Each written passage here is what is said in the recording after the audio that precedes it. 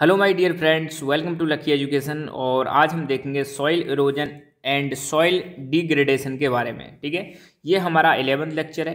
इससे पहले हमने डिस्कस किया था कि सॉइल्स कितने टाइप्स की होती हैं भारत में। सारी सॉइल्स को हमने डिस्कस किया वन बाई वन, जितनी भी सॉइल्स थी, और हमने देखा कहाँ कहाँ पर कौन कौन सी सॉइल्स पाई जाती हैं और किस किस सॉइल्स के क्या क्या फीचर्स होते हैं।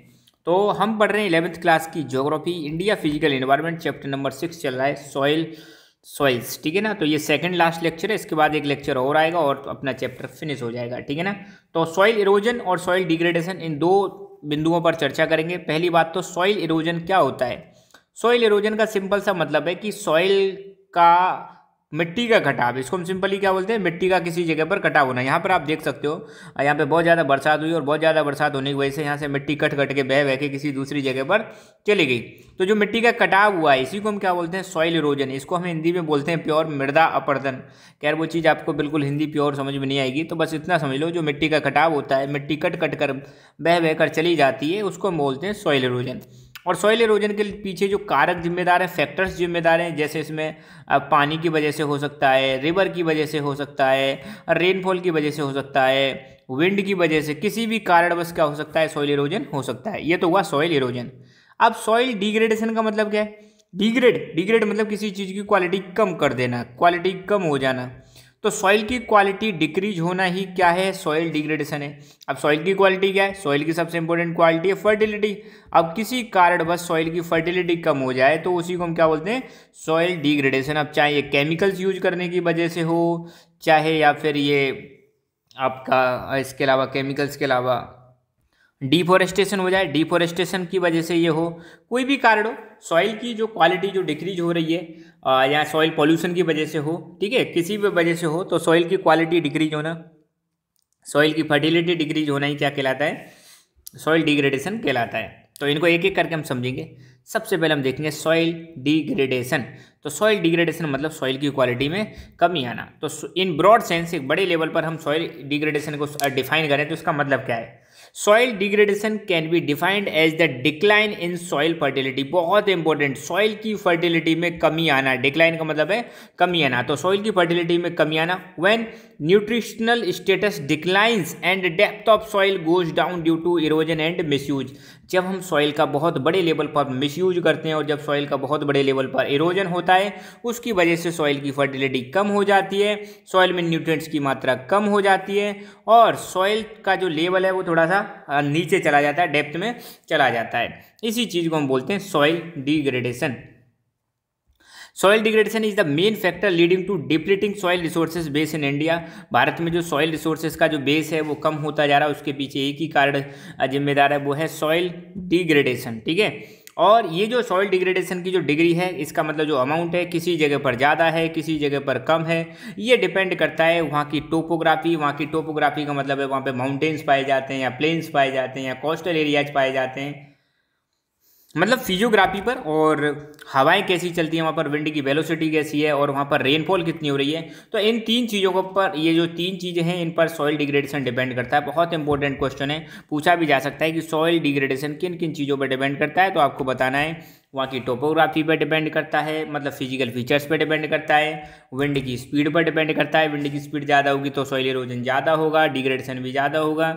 और रेनफॉल, आपने देखा था कि जो लेटेराइट सॉइल होती है, लेटेराइट सॉइल में हाई रेनफॉल वाले एरिया में पाई जाती है। और इसमें क्या होता है, हाई रेनफॉल की वजह से लेटेराइट सॉइल में भी आपको पता है जो मेन न्यूट्रिएंट्स हैं, अब वो क्या हो जाते हैं, वो सब हो जाते हैं, मतलब धुल के चले जाते हैं, लीचिंग हो जाती है उसमें। ठीक है ना।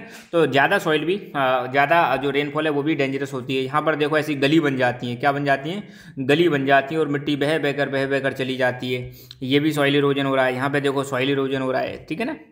अब हम स्पेशली डील करेंगे कि सॉइल इरोजन क्या है, इसको डिटेल में समझेंगे। सॉइल इरोजन जिसको हम बोलते हैं मिट्टी का कटाव, मिट्टी का कटाव, मिट्टी का एक जगह से कटकर किसी दूसरी जगह पर चले जाना क्या कहलाता है, सॉइल इरोजन कहलाता है। यहाँ पर देखो ये क्लियर पिक्चर है। यहाँ पर ये कभी किसी ज़माने में फ्लैट लैंड हुआ करती थी, मगर यहाँ से मिट्टी का कटाव, यहाँ से मिट्टी का कटाव, यहाँ ऐसे दरारें जो पड़ गई है ना, ये जो गली गली सी बन गई हैं, इसी को हम गली इरोजन भी बोलते हैं। क्या बोलते हैं, गली इरोजन। ठीक है ना। तो सॉइल इरोजन, तो सॉइल इरोजन का सिंपल सा मतलब है the destruction of soil cover is known as soil erosion. Soil का जो कवर है, ऊपर वाला जो कवर है, उसका क्या हो जाना, विनाश हो जाना, ये क्या कहलाता है, सॉइल इरोजन कहलाता है। The soil forming processes and erosional processes of running water and wind go on simultaneously. ध्यान देना, अभी देखो ये जो सॉइल फॉर्मेशन और सॉइल इरोजन, ये जो दो प्रोसेस है ना, ये लगातार चलते रहते हैं। सॉइल फॉर्मेशन का काम कौन करता है, रनिंग वाटर, ठीक है। सॉइल इरोजन का काम कौन करता है जनरली, अगर मान लो किसी जगह से जस्ट इमेजिन कर लो माउंटेन एरिया से मिट्टी लेकर आ रही है, रिवर्स लेकर आ रही है और किसी एक जगह पर उसको डिपॉजिट कर दिया, तो वहाँ पे हवाएं चलेंगी, उस मिट्टी को उड़ा कर ले जाएंगे, दूसरी जगह पर ले जाएंगी। तो कुल मिला के बात ये चीज़ आप ध्यान रखना कि जनरली हमारे नेचर में एक जगह पर सॉइल इरोजन हो रहा है तो दूसरी जगह पर सॉइल डिपोजिशन हो रहा है। जैसे माउंटेन से सॉइल इरोजन हो रहा है, माउंटेन से जो सॉइल है वो एक जगह से जा रही है और ये प्लेन वाले एरिया में जाकर डिपोजिट हो जाती है। तो किसी जगह पर इरोजन और किसी जगह पर डिपोजिशन, ये जनरली चलते रहते हैं। ये दो प्रोसेस लगातार चलते रहते हैं और इनके बीच में बैलेंस बना रहता है। यहाँ पे देखो कैसे आंधी सी आ रही है और उसमें ये जो धुआं सा है, धुआं नहीं, ये सॉइल है, ठीक है ना। ऐसे करके सॉइल इरोजन होता है।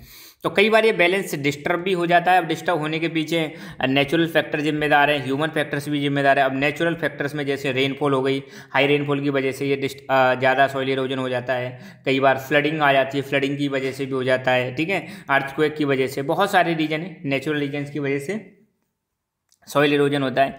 ह्यूमन फैक्टर्स हैं कई सारे, मानव फैक्टर्स भी जिम्मेदार हैं। ह्यूमन फैक्टर्स में जैसे आपने देखा होगा, हम किसी एरिया में माइनिंग करते हैं, वहाँ की सॉइल को ख़राब कर देते हैं, डिफॉरेस्टेशन कर देते हैं, किसी जगह पर पानी जमा हो जाए, एग्रीकल्चर के लिए हम सॉइल को मतलब क्या करते जा रहे हैं, ख़त्म करते जा रहे हैं। और जो ग्रेजिंग है, ये सारे कैसे फैक्टर हो गए, ह्यूमन फैक्टर्स हो गए।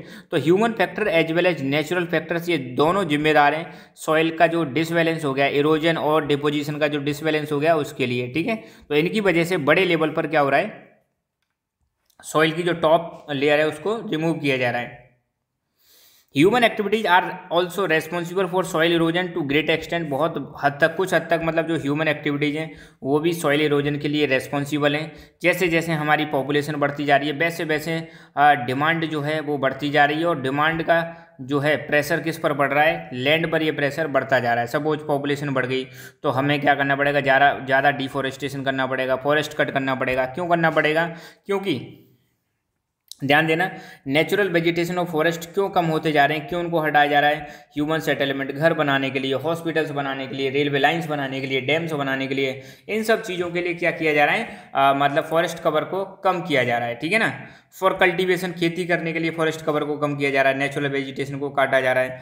जानवरों के जो चराने ले जाते हैं चारागाह में, उनकी वजह से सॉइल इरोजन हो रहा है, ठीक है, और फॉरेस्ट कवर भी कम हो रहा है। और भी कई सारे कारण हैं जिनकी वजह से सॉइल इरोजन हो रहा है, ठीक है। यहाँ पर देखो कैसे जानवर जाते हैं बड़े लेवल पर, तो इनके जो पैर होते हैं, ये जो खुर होते हैं, इनकी वजह से मिट्टी में जो छोटे छोटे प्लांट्स होते हैं वो उखड़ जाते हैं। और आपको पता है प्लांट्स का बहुत बड़ा इंपॉर्टेंट योगदान है किसमें, ये मिट्टी को क्या करके रखती है, जो रूट्स होती है ना प्लांट्स की, ये मिट्टी को होल्ड करके रखती हैं, जिससे क्या होता है मिट्टी एक जगह से दूसरी जगह नहीं जाती है और सॉइल इरोजन बचता है। अगर किसी जगह पर आपने प्लांटेशन कर दिया ना तो वहाँ पर सॉइल इरोजन कम हो जाएगा, और जहाँ पर प्लांट नहीं है, पेड़ पौधे नहीं है, वहाँ पर सॉइल इरोजन ज़्यादा होता है। ये चीज़ भी आप ध्यान रखना, ठीक है ना।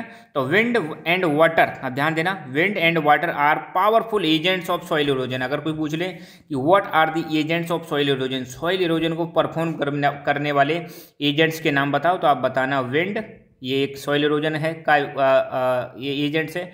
दूसरा वाटर, ये भी सॉइल इरोजन का क्या है, एजेंट है, क्योंकि ये क्या करते हैं, सॉइल को क्या करते हैं, रिमूव करते हैं और ट्रांसपोर्ट करते हैं, एक जगह से हटाएंगे और दूसरी जगह पर ले जाते हैं, विंड एंड वाटर दोनों।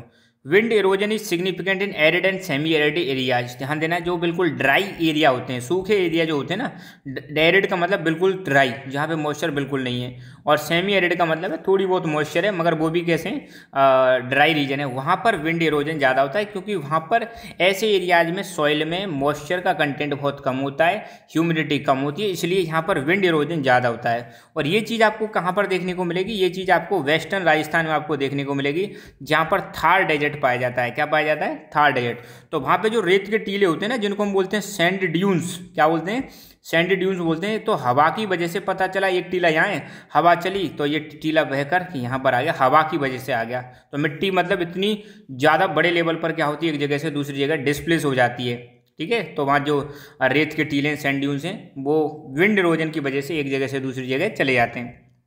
और जहाँ पे बहुत ही ज़्यादा रेनफॉल होती है, यहाँ स्टीप स्लोप्स होते हैं, बहुत ऐसे स्लोप होते हैं स्टीप पहाड़ी एरियाज में, वहाँ पर आपको वाटर इरोजन ज़्यादा देखने को मिलेगा। वाटर के थ्रू इरोजन ज़्यादा होता है। वाटर इरोजन ज़्यादा खतरनाक होता है बजाय विंड इरोजन की तुलना में। ध्यान देना, जितना खतरनाक विंड इरोजन नहीं उतना खतरनाक कौन है, वो वाटर इरोजन है। और वाटर इरोजन जो है ये दो तरह से होता है, एक तो सीट इरोजन के रूप में और दूसरा गली इरोजन के रूप में। अब हम एक एक करके हम देखेंगे सीट इरोजन क्या होता है और गली इरोजन क्या होता है। ठीक है, ये दोनों की दोनों जो इरोजन है ये वाटर इरोजन की वजह से ही होते हैं। ठीक है ना। पहला हम देखेंगे सीट इरोजन। तो सीट इरोजन में जनरली क्या होता है, जो हमारी जो फ्लैट लैंड होती है या जो लेवल लैंड होती है वहाँ पर क्या होता है, एक्सेसिव रेनफॉल की वजह से जब बहुत ज़्यादा रेनफॉल होती है तो टॉप जो लेयर है वो क्या हो जाती है, रिमूव हो जाती है और बहकर दूसरी जगह पर चली जाती है। तो इसकी वजह से क्या होता है, जो फाइन सॉइल जो सॉइल होती है, जो बिल्कुल महीन जो सॉइल होती है वो क्या हो जाती है, वहाँ से हट जाएगी और सॉइल की फर्टिलिटी कम हो जाती है। और ऐसा जब होता है तो हमें ये नोटिसेबल भी नहीं होता, हमें पता भी नहीं चलता कि हमारी जो टॉप सॉइल है वो जा चुकी है। ठीक है ना। तो ये एक समस्या है। तो सीट इरोजन में क्या होता है, पूरी की पूरी जो ऊपर वाली जो सीट है सॉइल की वो क्या हो जाती है, रिमूव हो जाती है और सॉइल की फर्टिलिटी क्या हो जाएगी, कम हो जाएगी। अब हम देखेंगे गली इरोजन के बारे में। ठीक है ना। तो देखो, वाटर इरोजन की वजह से पहले तो ऐसे धीरे धीरे दरार सी पड़ती है जिनको हम बोलते हैं रिल्स बोलते हैं, ये जो क्रैक्स डेवलप हो जाते हैं। और ये रिल्स धीरे धीरे जब बड़ी हो जाती हैं, बहुत ज़्यादा और इरोजन होगा तो और ज़्यादा इरोजन होने पर ये गलीज बनती हैं। और जब और गलीज धीरे धीरे लगातार इनमें भी इरोजन होता जा रहा है तो ये किस में कन्वर्ट हो जाती हैं, वैलीज में कन्वर्ट हो जाती हैं। तो ध्यान देना, जो वैलीज बनी है ना, माउंटेन वैलीज, ये किसकी वजह से बनी है, ये इरोजन का ही रिजल्ट है। ठीक है। तो गली इरोजन जनरली आपको स्टीप स्लोप्स पर देखने को मिलेगा। स्टीप स्लोप्स मतलब ऐसे जहाँ पर कुछ आपको ऐसे ढलान देखना मिले और सीधा जो ढलान हो वहाँ पर आपको ज़्यादा देखने को मिलेगा। और ये जो गलीज हैं ये बढ़ती हुई चली जाती हैं, डीप होती हुई चली जाती हैं रेनफॉल की वजह से। और जो हमारी एग्रीकल्चर जो लैंड है ना, उसको बिल्कुल छोटे छोटे छोटे टुकड़ों में क्या कर देती हैं, बांट देती हैं और उनको अनफिट कर देती हैं कल्टीवेशन के लिए। जिस जगह पर गली इरोजन बहुत ज़्यादा हो, ऐसे करके जब दरारें पड़ जाती हैं तो उस खेत में एग्रीकल्चर करना बहुत ही ज़्यादा क्या होता है, डिफिकल्ट होता है। बताओ आप कहाँ पर यहाँ पर एग्रीकल्चर करोगे पूरे खेत में, जब सपोज ऐसे गली गली बन जाती हैं तो डिफिकल्ट हो जाता है हमें एग्रीकल्चर करना। ठीक है ना। अब हम देखेंगे वेडलैंड टोपोग्राफी के बारे में। कुछ इस प्रकार की वेडलैंड टोपोग्राफी दिखाई देती है जहाँ पर बहुत ही ज़्यादा गली इरोजन होता है, ज़मीन पूरी की पूरी ख़राब हो जाती है। ऐसी ज़मीन में आपको खेती करना बड़ा डिफिकल्ट होता है। इसको हम बीहड़ भी बोलते हैं। क्या बोलते हैं, बीहड़ भी बोलते हैं। और यहाँ पर चंबल के डाकू पाए जाते हैं। राजस्थान का जो चंबल वाला बेसिन है ना, वहाँ पर ये वेडलैंड टोपोग्राफी आपको देखने को मिलेगी। तो ध्यान देना, एक ऐसा क्षेत्र जहाँ पे बहुत ही ज़्यादा डीप गलीज या रेवाइंस पाई जाती हैं उसको हम वेडलैंड टोपोग्राफी बोलते हैं। इस ऐसे एरिया को हम रेवाइंस भी और बोलते हैं। क्या बोलते हैं, रेवाइंस। ठीक है ना। तो ये वेडलैंड टोपोग्राफी कहलाती है और ये बहुत ज़्यादा फैली हुई है चंबल बेसिन में। राजस्थान का जो चंबल बेसिन है ना, वहाँ पर आपको वेडलैंड टोपोग्राफी देखने को मिलेगी। और वहीं पर आपको चंबल के डाकूज भी देखने को मिलते हैं, वो छिप जाते हैं इन वाले एरियाज में। ये आपको तमिलनाडु और वेस्ट बंगाल में भी देखने को मिलेगी वेडलैंड टोपोग्राफी। और भारत में इन रेवाइंस की वजह से हर साल हमारी बहुत सारी ज़मीन जो है लूज होती जा रही है, ख़त्म होती जा रही है। लगभग 8000 हेक्टेयर जो ज़मीन है हमारी, 8000 hectare of land to ravines every year, हम इसको लूज करते जा रहे हैं। हमारी लगभग 8000 हेक्टेयर जो ज़मीन है, अच्छी ज़मीन, वो रेवाइंस बनती जा रही है, मतलब ऐसी खराब होती हुई जा रही है। अब हम देखेंगे problems of soil erosion and causes of soil erosion. Problems क्या हैं सॉइल इरोजन की वजह से, हमें क्या क्या समस्या देखनी पड़ेंगी और इसके क्या क्या कारण हैं, ये सारी चीज़ें हम अब एक एक करके देखेंगे। तो सॉइल इरोजन, ध्यान देना, हमारे जो भारतीय एग्रीकल्चर है, हमारी एग्रीकल्चर के लिए बहुत ही सीरियस प्रॉब्लम है। क्योंकि अगर इसको एड्रेस नहीं किया गया तो बहुत लंबे हमें कंसिक्वेंस इसको देखने मिलेंगे, बहुत नेगेटिव परिणाम इसके हमें देखने को मिलेंगे। क्योंकि अगर सोचो, सॉइल आपकी जो अपर मोस्ट जो लेयर है, जो फर्टाइल सॉइल होती है, वो अगर बहकर चली जाएगी तो आपको खेती करने में समस्या आएगी।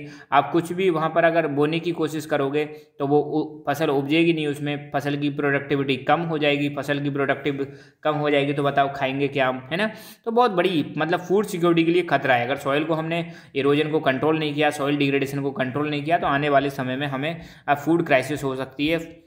ये बहुत ज़रूरी है कि इस चीज़ पर भी ध्यान दिया जाए बहुत ज़्यादा बड़े लेवल पर। ठीक है। और किन किन कारणों की वजह से सॉइल इरोजन हो रहा है उन पर भी आपको ध्यान देने की ज़रूरत है। एक चीज़ ध्यान रखना, एक यहाँ पर एक जब आप जो रिवर्स होती है ना, अपनी रिवर्स, हमने सेकंड वाले चैप्टर्स में देखा था कि जो रिवर होती है जब हिमालयन रीजन से जब ये आती है, फ्लो करती हुई आती है, तो अपने साथ सॉइल लेकर आती हैं, अपने साथ सेडिमेंट्स लेकर आती हैं, जिसको हम इरोडेड मटेरियल बोलते हैं। और इनको लाकर ये क्या कर देती हैं, इनको जब ये फ्लैट एरिया में चली जाती हैं, धीरे धीरे फ्लो करने लगती हैं, तो वहाँ पर इन इरोडेड मटेरियल को ये डिपोजिट कर देती हैं। तो होगा क्या, जैसे सपोज करो इस एरिया में ऐसे रिवर फ्लो कर रही है, तो रिवर में जब ये अपने नीचे वाले हिस्से में जब ये डिपॉजिट करती चली आएंगी उनको एरोडेड मटेरियल को, तो पानी बहने के लिए जगह कम बचेगा। तो पानी क्या होगा, आसपास के एरिया में भी फ्लड करने लग जाएगा। और जब ये आसपास के एरिया में फ्लड करेगा, जब ज़्यादा सपोज करो बहुत ज़्यादा बरसात हो गई, तो नीचे तो मिट्टी जमी हुई है, इसमें मिट्टी जमने की वजह से पानी इधर उधर जाएगा, और इधर उधर जब पानी जाएगा तो उसकी वजह से एक समस्या आएगी, फ्रिक्वेंट फ्लड्स और डैमेज टू एग्रीकल्चर लैंड। इसकी वजह से जो हमारी एग्रीकल्चर लैंड है उसको डैमेज होगा, और साथ के साथ में फ्लड्स की संख्या भी बढ़ जाएगी, बार बार फ्लड्स हमें देखने को मिलेंगी। ठीक है, तो इसका सॉल्यूशन यही है कि जो रिवर्स हैं उनकी डीसिल्टिंग की जाए। रिवर्स की डीसिल्टिंग मतलब नीचे जो मिट्टी जम गई है, जो गाद जम गई है, उसको हटाया जाए। एक और बहुत बड़ा रीजन है सॉइल इरोजन का, उसका नाम है डीफॉरेस्टेशन। तो डीफॉरेस्टेशन क्या होता है, डीफॉरेस्टेशन में जो फॉरेस्ट लैंड होती है वहाँ पर फॉरेस्ट को कट करते चले जाते हैं, इसको हम बोलते हैं डीफॉरेस्टेशन। अब देखो फॉरेस्ट का अपने आप में बहुत बड़ा इंपॉर्टेंस है। जो पेड़ों की जो जड़ें होती हैं वो मिट्टी को होल्ड करके रखती हैं, तो मिट्टी का इरोजन नहीं हो पाता है, सॉइल इरोजन नहीं हो पाता है। साथ के साथ में इनमें से जो पत्ती वत्ती गिरती हैं, टहनी जो नीचे गिर जाती हैं, ये डिकम्पोज होकर सॉइल में ह्यूमस कंटेंट बढ़ाती हैं, और ह्यूमस कंटेंट बढ़ता है तो सॉइल में आपकी में फर्टिलिटी बढ़ जाती है। तो सोचो अगर हम डिफॉरेस्टेशन कर देंगे तो कैसे हम सॉइल को बचा के रख सकते हैं। तो डिफॉरेस्टेशन की वजह से सॉइल इरोजन हो रहा है। प्लांट की जो जड़ें होती हैं वो क्या करके रखती हैं, सॉइल इरोजन से बचाती हैं, मगर जब प्लांट ही नहीं रहेंगे तो सॉइल इरोजन बढ़ जाएगा। साथ ही साथ में जो पेड़ों की पत्तियां और टहनियाँ होती हैं, ट्विग्स होती हैं, वो सॉइल में ह्यूमस ऐड करती हैं। जब सोचो जब ये आपके पेड़ पौधे नहीं रहेंगे तो कौन ह्यूमस ऐड करेगा सॉइल में। तो ये बहुत बड़ी समस्या है। अगर डिफॉरेस्टेशन करते गए तो ये चीज़ें हमें देखने को मिलेगी, सॉइल की फर्टिलिटी भी कम होगी, as well as soil erosion भी बढ़ेगा। और भारत में आपने देखा होगा बहुत ही ज़्यादा बड़े लेवल पर फॉरेस्ट क्या होते जा रहे हैं, ख़त्म होते जा रहे हैं, फॉरेस्ट डिन्यूड होते जा रहे हैं, और जिसकी वजह से सॉइल इरोजन बढ़ता जा रहा है। स्पेशली हिल एरियाज में सॉइल इरोजन आपको ज़्यादा देखने को मिलेगा। और भारत में बहुत सारी ऐसी ज़मीन है जिसको हम एरेबल लैंड बोलते हैं, जहाँ पर खेती की जाती है। इरीगेटेड जो जोन्स हैं भारत के, वहाँ पर आपको देखने को मिलेगा ओवर इरीगेशन करते हैं। बहुत सारी ज़मीन जो अच्छी ज़मीन है ना, वहाँ पर लोग क्या करते हैं, ओवर इरीगेशन करते हैं, बहुत ज़्यादा इरीगेशन करते हैं, बहुत ज़्यादा पानी देते हैं। तो ज़्यादा पानी देने की वजह से क्या होता है, जो सॉइल की नीचे वाली जो लोअर प्रोफाइल होती है वहाँ से सॉल्ट जो है ऊपर आ जाता है, और ऊपर आ जाएगा किसके थ्रू, कैपिलरी एक्शन के थ्रू। अब ये जो पानी है इसमें सॉल्ट आ गया नीचे से, तो पानी तो एवोपरेट होकर ऊपर चला जाएगा, बचेगा क्या, यहाँ पर बचेगा सॉल्ट बचेगा। तो जब सॉल्ट कंटेंट बढ़ जाता है जब सॉइल में, तो सॉइल कैसी हो जाती है, सैलाइन हो जाती है। और जब सॉइल सैलाइन हो जाती है तो इसकी फर्टिलिटी कम हो जाती है, और जब सॉइल की फर्टिलिटी कम होगी तो इस पर प्रोडक्शन क्या हो जाएगा, कम हो जाएगा, उत्पादन क्या हो जाएगा, कम हो जाएगा। तो ध्यान देना, जो हमारे इरीगेटेड जोन्स हैं इंडिया के, वो सैलाइन होते जा रहे हैं। क्यों, ओवर इरीगेशन की वजह से। और इसमें होता क्या है, जो सॉइल की जो लोअर प्रोफाइल है उसमें से जो सॉल्ट है वो सरफेस पर आ जाता है, और सॉइल की फर्टिलिटी को क्या करता है, ख़त्म करता है, डिस्ट्रॉय करता है। एक और बड़ा कारण है जो सॉइल को इनफर्टाइल बना रहे हैं, वो है केमिकल फर्टिलाइजर्स। आज की डेट में आपने देखा होगा हम ऑर्गेनिक मैन्यूर की जगह पर केमिकल फर्टिलाइजर बहुत ज़्यादा यूज कर रहे हैं, जिसकी वजह से भी हमारी सॉइल ख़त्म होती जा रही है। जब तक हम सॉइल में ह्यूमस कंटेंट ऐड नहीं करते तो सॉइल हमारी हार्ड हो जाती है। ध्यान देना, अगर सॉइल में ह्यूमस कंटेंट है, ऑर्गेनिक मैन्यूर मिला रहे हैं, तो सॉइल हमारी देखने को मिलेगी, आपको सॉफ्ट देखने को मिलेगी। और जब उसमें ये चीज़ें ऐड नहीं करते तो सॉइल क्या हो जाती है, हार्ड हो जाती है केमिकल्स डालने की वजह से, जिसकी वजह से एक लंबे समय में सॉइल की फर्टिलिटी कम हो जाती है। जिन जिन एरियाज में आपने ग्रीन रिवॉल्यूशन देखी 1966-67 में, आपको पता है भारत में ग्रीन रिवॉल्यूशन आई थी, लाल बहादुर शास्त्री जी के टाइम पर।